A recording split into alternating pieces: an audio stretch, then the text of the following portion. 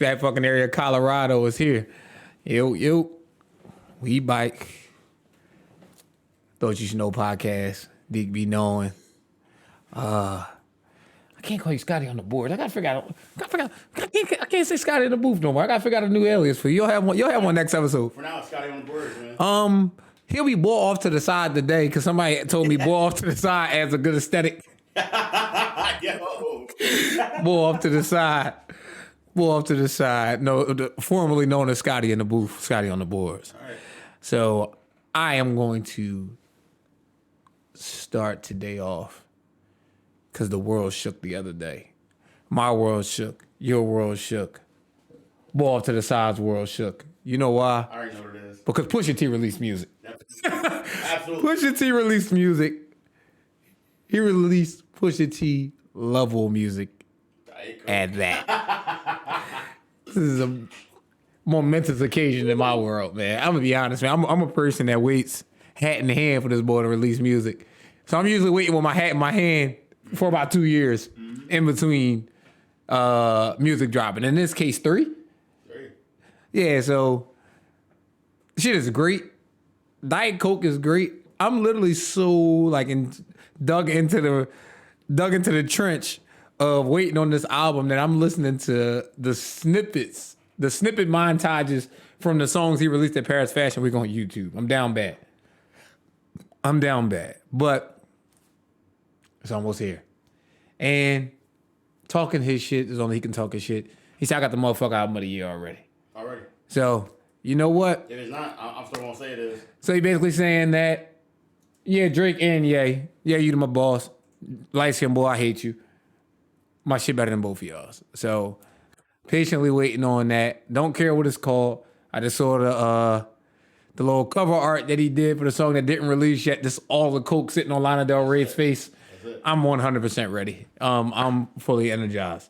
So we getting into something early. So I realized like a couple days ago that me doing this podcast has changed how I operate in my everyday life. And it's not about the observations I'm making. I'm always an observant person.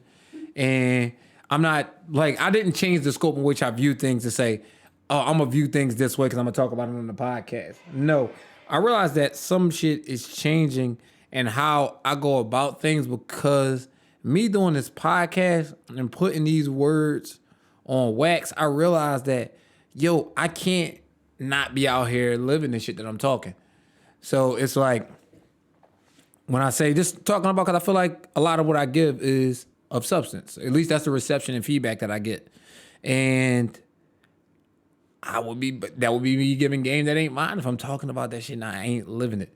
So it's so crazy because when I'm talking about, we talking about a lot of self-evaluating and putting a price tag on worth and energy and things like that. And it's like, yo, when you really living with that shit in the front of your mind, it's really like, it's affecting how I'm treating people. I ain't even gonna lie. Or affecting how I'm allowing people to treat me and thus affecting how I'm treating people. So it's like, I want to be in the best spaces I could be in mentally because I want to come in here and give y'all what I'm giving y'all. The first thing that I usually get on the feedback side is people's appreciation for the level of transparency that I give on the podcast. And it's just, I think, and it's not something that I planned. It's just, for the most part, this is kind of therapeutic. That's why I can kind of come in late. Somebody asked me, like, when you was saying that you recorded that podcast, the other one, at like 2 a.m, like, how can you talk with that amount of energy at that time of night? And it's just like, the answer that I gave them was like, I said, maybe because it's one of the few things in my day that I actually have a choice in whether I'm doing it or not. And I'm doing it by choice. So maybe it's a lift because it's like, yo, as an adult, man, you got to do plenty of shit you don't want to do. You know what I mean? And am I being fair? If we had to put something on it, I'm talking about a responsible adult, 75% of the shit you're doing in your day you don't want to do. You're doing it because you have to do it. Rather it be to feed yourself, to feed your family. The people who aren't doing the things that need to be done responsibility-wise in life, the people who are living on the opposite side of that, the 80% doing what they want and 20% responsibilities are bums usually. You know what I mean? Because nobody really wants to get up at 5:45 in the morning to go hit the gym or to go get their routines. Like like I said, I talked about breaking bad routines, but why break a good routine? I know I'm a routine person. I wake up in the morning, I brush my teeth, whatever the case might be, get myself together, and I will literally sit for about 15 minutes and do nothing but gather my thoughts. Every morning. It's every morning. And then after that 10, 15-minute period of just waking up and decompressing already, then I go and I get my cup of coffee and I make my little breakfast. Like, this is my routine. My morning routine, I think, is bulletproof. Like, I don't leave out the house angry. So, because what's your morning routine? Think about this. Every day when you leave out, are you going out into the world angry and bringing that bad energy into the world? Because you can't be, usually a person that thinks that way is a person that thinks that it's bad. A lot of they think they enter in the bad energy. Right. But if you enter in the bad energy with that mindset, you're contributing to it too. So, like, what's your outlook on that? On the ball off to the side, like you got a morning routine. Oh, I mean, it's the same thing. Exactly the same thing. But the only thing I do is I'll get up, I'll take my shower, I literally sit there for about 15 minutes collecting my thoughts. I evaluate the day before, trying to see like if there's something I can do better today. I do that as well. Right. I do that as well. And then the one thing that I started doing, in 2020 was practicing a bit of stoicism. So like I'll go online or something like that, go IG or Reddit or something like that, and look up a stoic quote and just commit that to memory and try to like let that be the theme of my day. Training yourself. That's training. Because at the end of the day, like I said, it gets harder and harder to teach yourself new things as you get older, because, not to say like this, I talked about developing minds. Like, you're not that much of a developing mind at this point. Not to say you're not necessarily a finished product, but for the most part, your baseline of who you are is laid.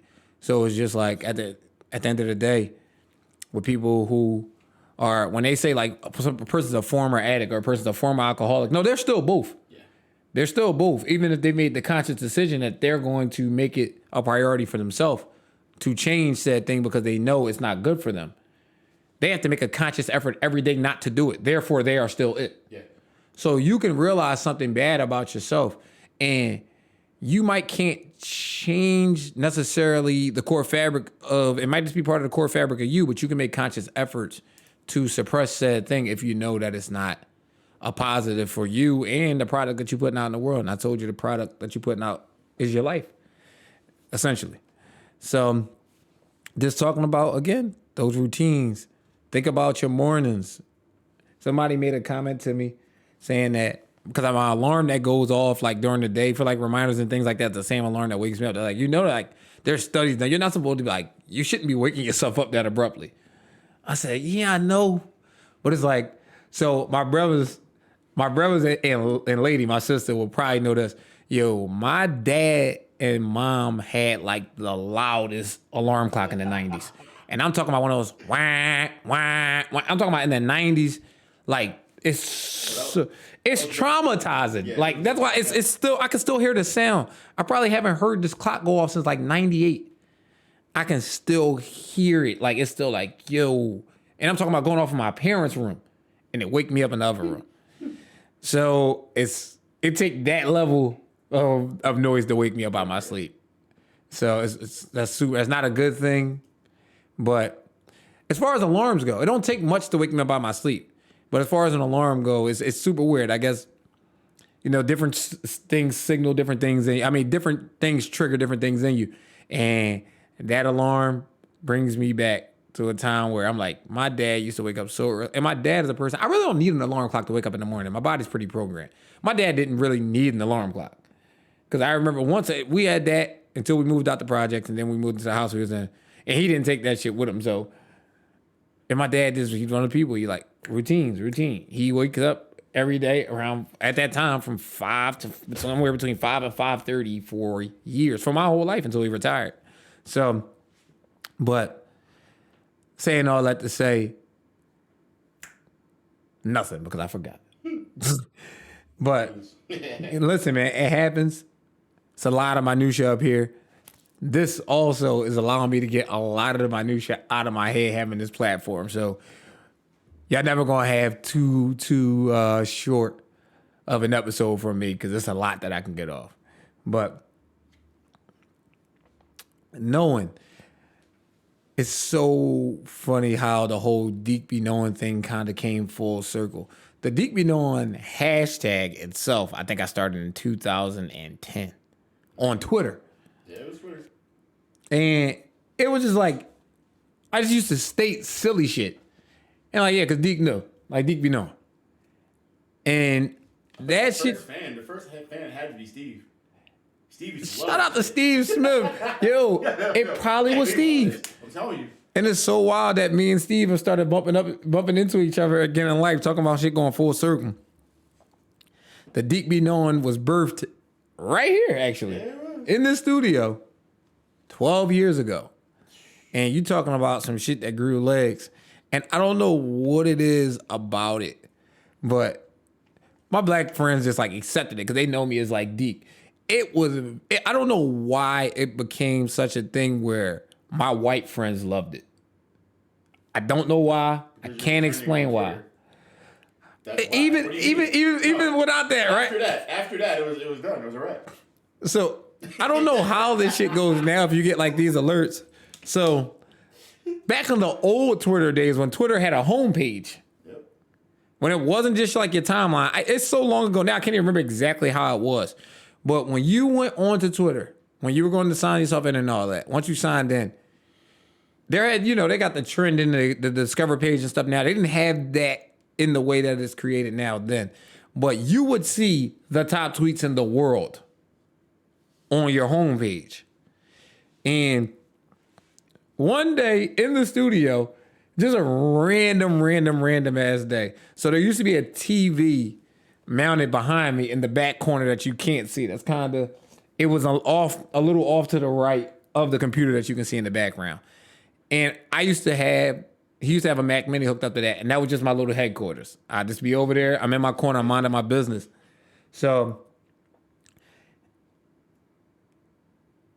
it was the hashtag was just a random challenge that day. Use the same word at least 3 times in a sentence, but the sentence still makes sense. Yep. And I don't remember what my exact sentence was, but I used the word John about 4 times in the sentence.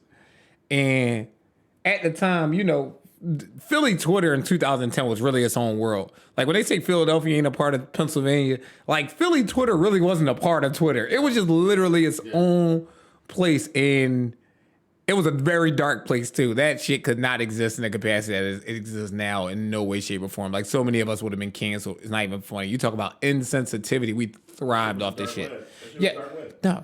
We literally used to have Sunday night watch parties where people turned on MSNBC fucking C and watched To Catch a Predator as a group and have real live commentary. Like, the world wouldn't know now, but I'm pretty sure there's plenty of it.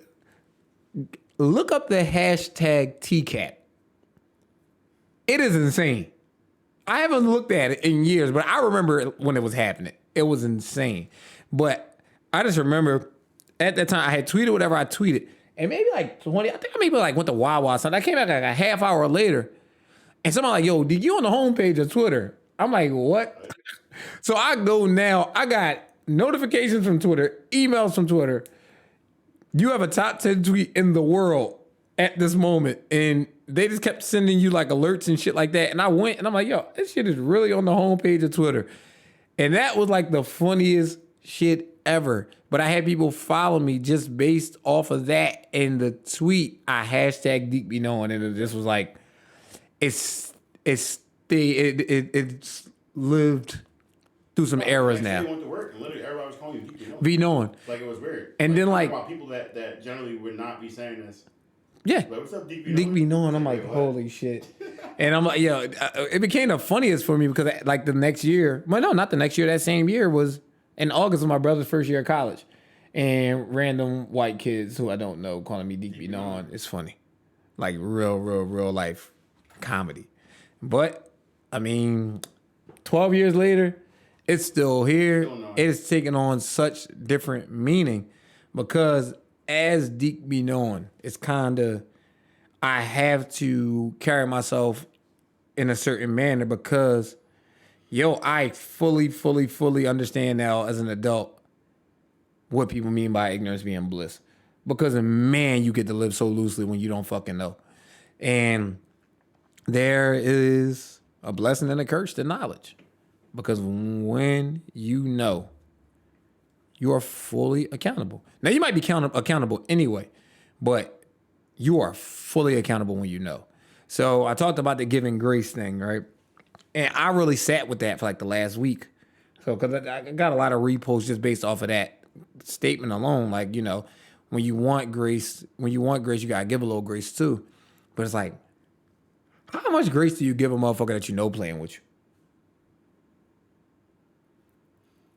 You know what I'm saying? I mean, And when you think about it that way, it's like the only way to my only way to give a grace to a person in that way is to just cut them off. Because I ain't giving you grace when I know you just outright playing with me. You know what I'm saying? The best thing I could, because it's only been so long you can ignore it too. When you're a prideful person, I'm a little more than a prideful person. I got a little edge. I see that. And knowing somebody is playing with you, I guess the 2022 terminology is playing in your face. yes, sir. It's playing in your face nowadays. It ain't playing with you no more. But when you know they are, that shit. It's hard for me to talk about it because it really, really, really fucks with me internally. Like I can't. It physically affects me. Yeah. Like something that affects you so wildly mentally that you can feel it physically. And that's one of them things, man. Because when it's like that with me, I start thinking about things deeper than what they probably are. So it's like, you're playing with me. You're playing with me out of all the people in the world you could have chose to play with. And now, the way I'm programmed, I'm getting better with this, controlling that part of me. I'm just like, oh, I was your pick then. Mm-hmm. I'm going to show you every time you pick the right fucking one because I got it. I got all the energy in the world for you. Pretty much on any front you want to have it on. So it's like, but that's part of growing up too. It's just like not having that energy for a person, man. Not letting a person play you out. You know what I'm saying? I talked about the story last time, losing out on that bread because I let her play me out. Let her play me out. But like I said, even if that was coincidental, it didn't matter. It still yielded the same results. You know what I mean? Me blowing up. They say angry people, kids, and drunks are the most honest people you're gonna get. Absolutely. The only problem with that is, with being aware, like you said, like someone, or you blow up in somebody's face, they can't even see it from your perspective. Mm-hmm. A lot of times they can't. Now, or they don't want to. They're selecting you to be the one, that's different. But I'm saying the average person is kind of just out here, just like not being aware, right? Mm-hmm. So then they do something, and you blow up in their face, and they're like, I don't even understand why you even blowing up in my face right now. That's even worse. Yeah, but a lot of them are the bad vibes, man. It's like I'm kind of taking inventory. I've been taking stock. I've been keeping my notes of the people who are friends and or acquaintances and things like that. People who I at least semi have a relationship to the point where I know I talk to them maybe at least once a week by way of whether it just be a working thing or whatever the case might be. I'm around this person enough that they at least get to talk to me once a week. And I'm taking stock in the ones that never have a positive thing to say about anybody. Or never have a positive thing to say about their day. Like I'm making a list, checking it twice. Yeah. Because them motherfuckers gotta go, man. Because listen, you don't really gotta go, but I'm eventually gonna be the one to tell you that you the bad vibe. Yeah, it's you. Like, of all the things that you talking about, the common fucking denominator is your ass every time. Math don't lie. The math ain't mathing to them. But to me, shit is clear as day. Clear as day. Yo, hold on. Because I had a wild story for y'all that I seen in the news. So I am not a big news person nowadays, right? But every now and then I see what's trending in the world because you want to see. I'm like, I want to see how ridiculous people can actually get, right? So the headline for this story was $1 million painting is ruined after board security guard draws eyes on faceless figures. So naturally, I had to click this shit because that's no sensationalism. That's no nothing. They got right to what the story is with the headline. And the story itself enough is the headline. So let me read this shit, man. You talk about wilding. On his first day on the job, a security guard drew 2 pairs of eyes with a ballpoint pen onto artist Anne Leporskaya. 3 figures painting during an abstract art exhibit in Yekaterinburg, Western Russia. The painting, which is insured for $1 million, was damaged by a security guard after he is said to have become bored on his first day. Yo, man, Russians don't fuck around, man. They probably done flogged him all crazy by now. It's no way in the world. And I wish y'all could see the picture, man. Like, yo, I'm gonna have to cut this. You know what? The picture's gonna be on my story, man. From when y'all want to see this, when this episode releases, the story is going to my fucking story. Because it's ridiculous, man. Y'all can't believe this dude. Why did he draw on the 2 on the side? On the 2 side ones. I don't know if it's too zoomed in for me to see the first one. Matter of fact, no, it says in the story only on 2.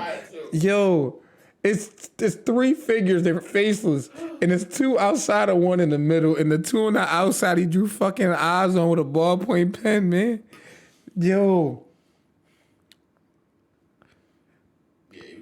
That is like legendary fuck up, man. His first day on the job, and the answer you give on why'd you do this was I was bored. Yo, man, sometimes I love how fucking big of idiots we have in this world, man. If it wasn't idiots going completely left and just doing shit that's just so out of pocket as far as just, causing harm to human life goes. If the news was led by shit like this every day, I'd watch it every day. I would. I would watch every single day. Without miss. Like, that would be part of my daily routine. My 15 minutes of decompression and reflection, my coffee, my breakfast, and this shit on the screen. Because this is nuts. Now, that is the comic relief part of my news journey for today. Now let's get into the more of the norm nasty shit that was the full-blown norm for so long, and now shit being called on his face. So I believe 3 women have posed a lawsuit against Harvard. Let me make sure. Yes. So 3 Harvard University graduate students said in a federal lawsuit filed Tuesday that the Ivy League school for years ignored complaints about sexual harassment by a renowned professor and allowed him to intimidate students by threatening to hinder their career. Here in quotes, the message sent by Harvard's actions alleges in the complaints is clear. Students should shut up. It is the price to pay for a degree. Russell Kornblith of Sanford Heiser Sharp, the women's law firm, said in a statement. Do you know how fucking wild that is? Wait, what? The message sent by Russell Kornblith of Sanford Heisler Sharp law firm says that the message sent by Harvard's actions alleges in the complaint is clear. Students should shut up is the price. The business must say, yo, this is the cost of doing business going to this joint. Well, this sounds like a bigger problem than it started. Listen, I mean, this sounds like a lie. This sounds like fucking most things I'm sorry to say. Yeah. White infrastructure, culture-wise, as far as the corporate structure and clearly the educational hierarchy. The good old boy? Yeah, good old boys club. Yeah. Like, yeah. Listen, bro. Like, listen, man. Like, can you imagine? Listen, ladies, I am all for like protecting women. Always, first and foremost, protecting women, protecting girls, and things like that. So it always seems, it seems par for the course when it's cases like this, when a woman finally steps up and has had enough. And luckily, is backed in numbers, probably not in large numbers. Clearly, there's only 3 of them. I'm pretty sure they're not the only 3 who have this story. But Yo, do y'all know how many times in like the same exact scenarios that it was men doing this to other men? Yeah. And some of these men could just like, by way of just being so embarrassed, are never ever going to come out. No. At least, and it's so wild. Like, It's more common. It's probably more common than the women thing. Actually. yeah. And I'm speaking of, I'm talking about heterosexual men. Yep. Will not. Because even when there's a, it starts to kind of break and things like that, and they see, some of them will just live and be happy with like, oh, I'm happy people are finally onto this motherfucker. But they not gonna come out and say it was dumb. And I'm talking about pretty much excluding themselves from the possibility of some type of restitution by way of class action lawsuits and whatever have you. They will not do it. Pride will stop you from doing so much. And I couldn't imagine. I couldn't imagine just by way of kind of just how I was always programmed.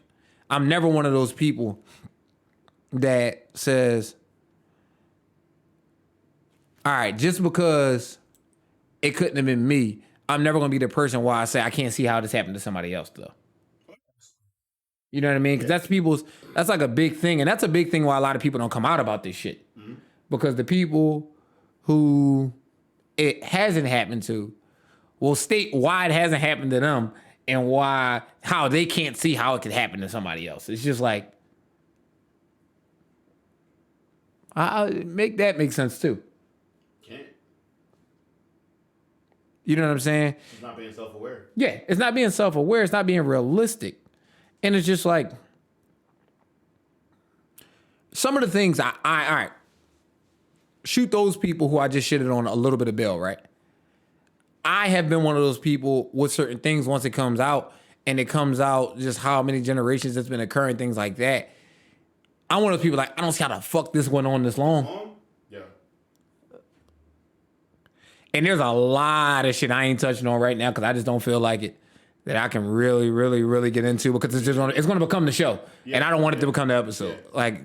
But just talking about some of these nasty, nasty, nasty cultures, whether it be in entertainment, in corporate world, in the educational system. It's just the education system, rather. It's some wild shit that is really much just commonplace.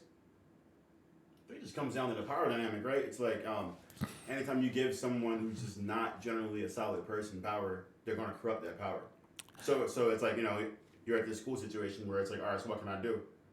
All right, so I'm going to dominate you, and then I'll still give you what you want because if I give you what you want, you're going to shut up. Shut up, right? But that's what he said. He said the feeling of dominating you. It don't have to be sexual. It can be anything. No doubt. But just the feeling of dominating you, right?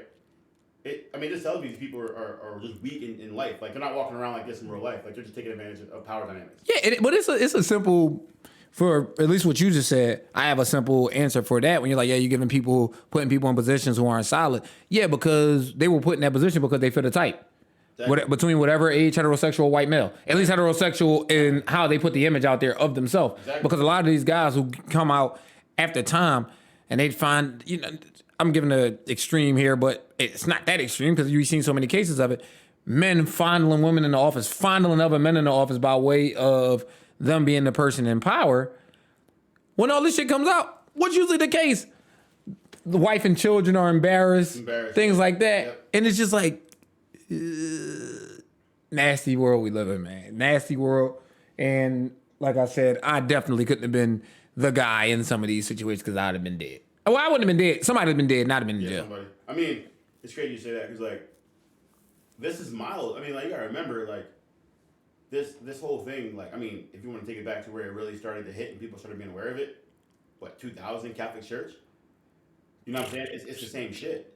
Yo. It's still the same thing. It's a power dynamic, but it's still the same thing. When you get some time, look into some of the numbers. And these are the ones that are just on record of some of the money, the amount of money that has been paid out as far as like restitution and hush money goes from the archdiocese and the Catholic churches for molestation victims. It is some of the most disgusting.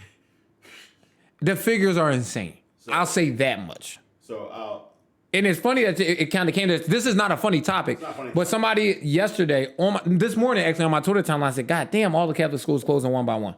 Yeah, I mean, well, all right. And we're only talking about in the Philadelphia and greater Philadelphia area. I'm gonna say, being a lifelong Catholic schooler, yeah, person, and we're talking about somebody who I'm gonna put this went through the life of their educational. You know this because like I found this out. There was a cardinal named Cardinal Bevilacqua. He died a couple years ago, right? He was a regular priest out in Pittsburgh, right? Mm-hmm. Squashed all these cases, so they promoted him to Cardinal of Philadelphia, so we can come to Philadelphia and do the same thing. He died, and on his deathbed, he confessed to everything that he did, locked it up, so it's on city line. It's right there. It's right there on the main line. It's in there in that safe. The full confession, everything that he's ever squashed, the names, who was involved, the kids, he kept with him. Because at the end of the day, he still was a man, which is weird as fuck to even say this, right? He was a man of God, a Catholic man of God who was protecting other priests because he was asked to, but not because he wanted to. Yeah, but you know, and that's wild because. But I'm saying, if I could get into that safe. Man, listen, I wouldn't even want to see. I wouldn't even want to see. Because the people who do that shit, I'm not looking at you as no fucking hero. No, he's not a hero, not at all. You ain't no hero for holding no shit. But I'm saying they took him. The reason why it's so bad here, like prevalent in Philadelphia, is because the main person I'm talking about from the top, the best that ever did it, the best that ever covered up, was the Cardinal of Philadelphia. Yeah, wow, John. I'm gonna get up off that. I'm gonna get up off that for now. That's it. So follow the money. Exactly. Follow the money. So we're gonna follow the money here and talk about some. You talk about when you give a narcissist any type of creative control, you're already. All right, so What you mean? all right, I was about to say, you know what? That's unfortunately most creators I know are narcissists. To a certain extent, you have to be. The ones who are really, really good are usually totally off the fucking reservation.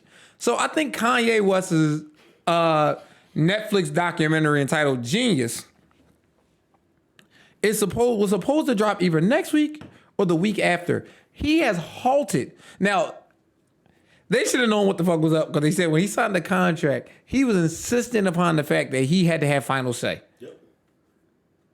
And unfortunately, when you're a creative in that mind, that's one of those things where in a lot of cases, it helps certain people like that are rappers and things like that they are in deals with labels and shit like that who make the final decision, because as a creative, when you get a chance to live with something, you're always going to feel like this shit could be better. It's very rare that you say this is a fucking masterpiece. Oh yeah. And I'm going to stop right here. Yeah. He now has stopped and told Netflix that, yeah, this can't be released unless I get Drake to do narration. Hold up. Yeah, this is news as of yesterday. Wait. Yeah, we gotta do this. All right. Distributors have to do better. Like, I mean, he's been at this for a minute. I mean, Yeah, I mean, it's what he does. So nobody that's going to listen is going to be surprised that I say Kanye West did this shit. No, I'm like, see? You cannot. Yo, it's so just CD, y'all. I'm done with him. he's listen, man. At the end of the day, some people need. All right, I was told a long time ago that weaklings need a yes man, and wise people will go as far as to pay for a no man. Absolutely. You need that. And once you get to a certain level of success, you really need a no man, because most people are really trying to leech off you. Or not. All right, even if leeching might be a strong word, but people once try to become a part of other people's situation to make a career for themselves. So if you allow a person to, when you get to a certain level, motherfucker, make a career off you. And that could be a good or a bad thing. So, you know what I mean? We have prime examples of it being a great thing. You see some of the people in like music. Whenever I see Drake, I don't often see a picture of him or a video of him without Chubbs being with him. So, yeah. He has made a career of being Drake's guy, amongst other things. You know what I'm saying? And clearly he's doing something good for business because he's been around. But you can have people who make a career off of you in the wrong way. You have the likes of like a DJ Academics who has made his career off honest to God, most people doing stupid shit. And him just reporting what they did. That's it. Like, yo, I'm gonna keep my eyes out for the goofball shit that people do, and pretty much it was in rap culture and still. And he has made a career off of this shit. Yeah, he's nationally syndicated through YouTube and what have you, and yo, people line up to see the Titanic sink again. And these people get viewerships by way of they have made careers off people's misfortunes. And, you know, I don't feel sorry for the people's misfortunes in most cases that they did this shit because, you know, we're adults. We're all responsible for ourselves. And at the end of the day, you giving it to them, they're going to use it. You know what I mean? Simple as that. But some people need that no man. Some people need that balance or they will go run wild. Scott, it's so funny because somebody reached out to me the other day. Maybe not the other day. Maybe about a month ago and said, you were right about Kanye. What did I say about Kanye West in about 2011? I mean, we said a whole lot. Cliff Notes. 2011, what album was that? This was right after My Beautiful Dark Twisted Fantasy. I'm trying to remember. You gotta refresh me on this one. I mean, I basically said he was going to arrive at where he arrived now. Oh, I mean, or he was going to hurt himself really badly. So you said that, like, you said that he ain't gonna be around too much longer. I remember you saying In that, but not in that capacity. Mentally. Like, so I think I think My Beautiful Dark Twisted Fantasy is the best thing Kanye West has ever done musically. That's me personally, as far as his individual career goes, right? Not production wise for other people and things like that. As a body of work, I feel it's a perfect album. It's one of maybe the 5 perfect albums, I think. And I said at that time, after the rollout of that album, started to really change things as far as his image goes and things like that. And I'm like, yo, he's got way too many tabs open in that brain right now. I said he's either gonna go off the rails or he's gonna go Van Gogh. He's gonna cut his ear off and call it art or some shit. I said that in this room. Yeah. And I'm like, yo, he's done pretty much everything but cut his ear off. But I mean, the motherfucker's talented. He's done it. I mean, it's not physically, but I mean, like he's done it. I mean, he ran for president. He hasn't run for president, and so and really thought he stood a chance because he was black. Mm-hmm. But that was you know. Speaking of the president, man, y'all boy Joe is wildin'. Joe Byron. Yo. Joe, who's the president? Fucking Byron. Yo, Byron out here. They say yo he got a $30 million budget and plan laid out to distribute free crack pipes around the fucking country. Yo, our country is a joke, man. I don't give a fuck who offended by me saying it, yo. Joe Byron. Yo. Hold on, I want to see.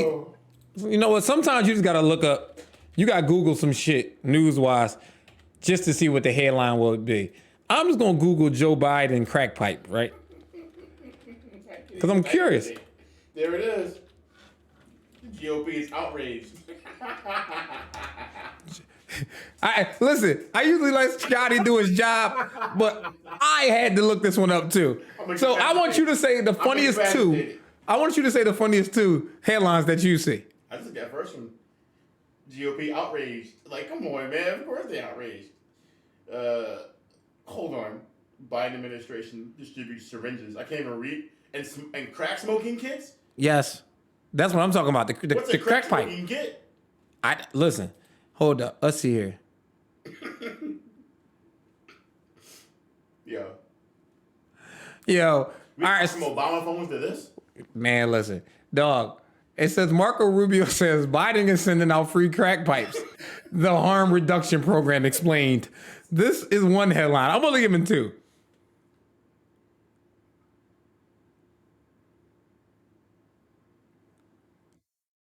This is why I don't read the news. Yo, the simulation is broken, yo. It's broken. Man. It's broken. Listen, you talking about broken. I can't say shit. Yo, for my Philadelphians, when is the last time you have ridden through Kensington? It is scary. Don't go. Yeah, don't go.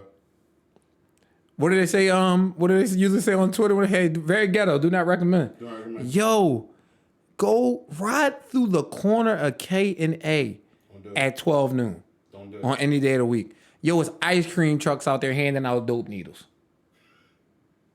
And it's a fucking open air drug market. Yeah.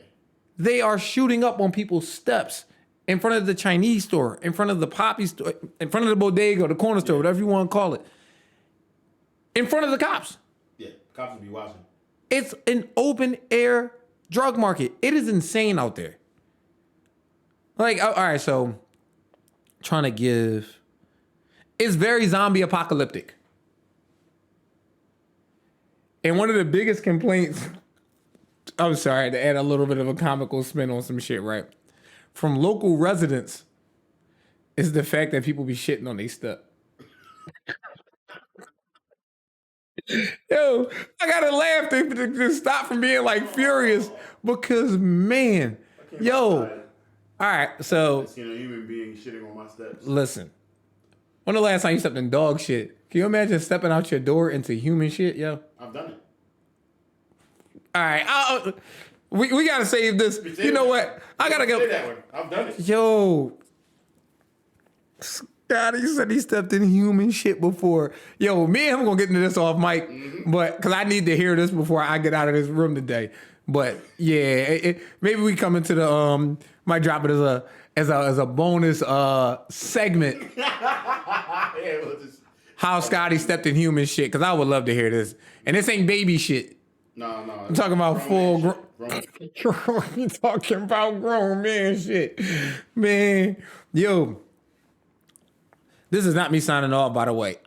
Thank you to everybody for your feedback. Make sure the same way y'all going back and giving me this feedback, y'all leaving those YouTube comments, y'all leaving those Apple reviews.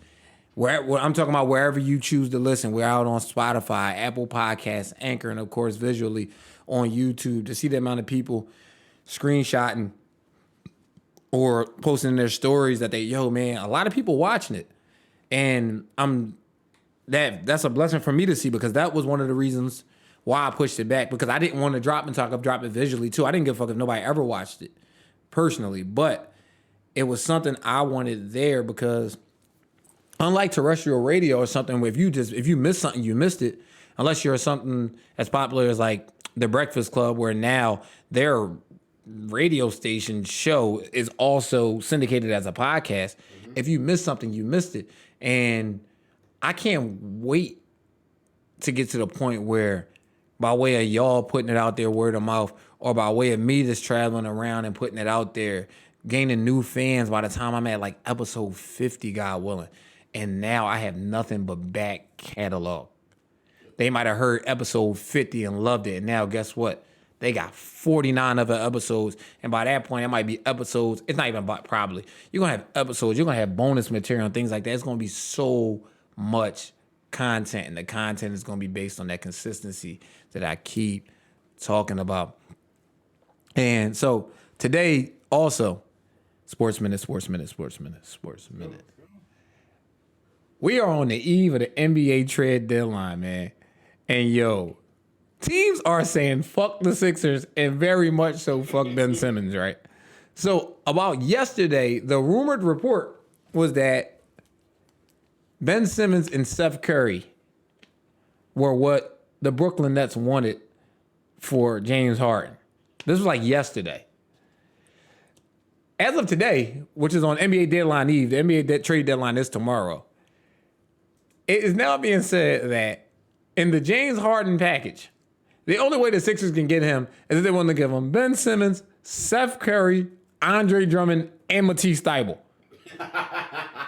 So basically saying, we know y'all in contention and y'all want James Harden to take it over the top, but no, give us the team besides Embiid. Yeah. Give us everybody besides Embiid, and y'all can have him. You know what I'm saying? He going into free agency anyway, so you know what I mean. Yo. All right, this is the Cliff Notes version of what I'm talking about for people who aren't familiar really with the sport of basketball business side, right? I'm going to try and think of something else. All right. Say right now, somebody's trying to sell you an iPhone 13, their personal one. So is that the secondhand market, whatever. The secondhand market. They're trying to sell you an iPhone 13 for more than its MSRP is, right? And they're doing that 3 months before the iPhone 14 is about to drop. Yeah. It's the equivalent of that. It is. I can pay fucking way more than what this shit is worth when in 4 months it's going to be a dated commodity anyway. It's essentially what is happening. James Harden is a free agent after this year. I think he has a player option next year on his contract. That is not the team's options. I think it's his. So you could trade away half your team for this motherfucker right now. And after this season plays out, he can opt out and go into free agency anyway. And you basically paid all that for a rental. I'm trying. That was my best little.